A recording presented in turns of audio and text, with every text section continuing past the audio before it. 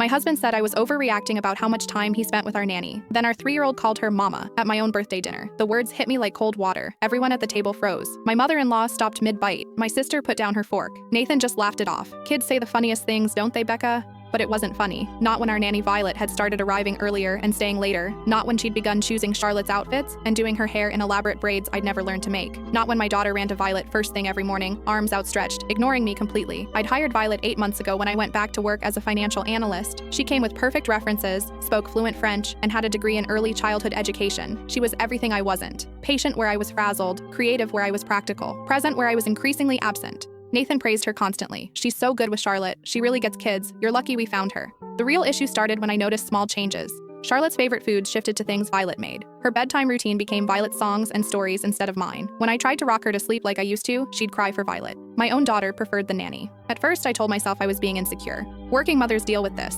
It's normal to feel guilty. But then Nathan started taking Violet's side in every disagreement. When I suggested we didn't need her on weekends, he said I was being unreasonable. When I asked why she needed a key to our house, he said I was being controlling. When I mentioned her clothes were getting more expensive and fitted, he said I was being jealous. Maybe I was.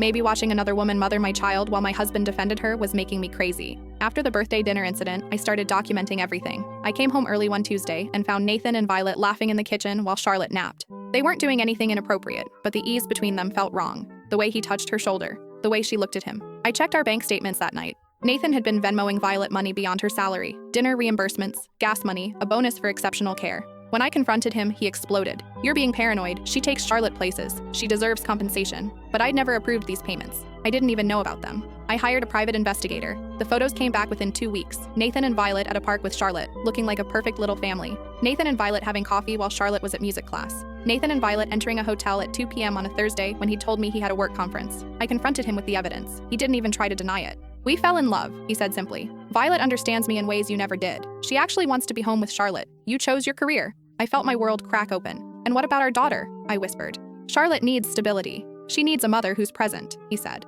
His words were surgical, designed to hit every insecurity I had. The divorce papers came within days. He was asking for primary custody, claiming my work schedule made me an unfit mother. His lawyer painted me as cold and career-obsessed while Nathan and Violet provided the warm, nurturing home Charlotte deserved. My own parenting was being used against me.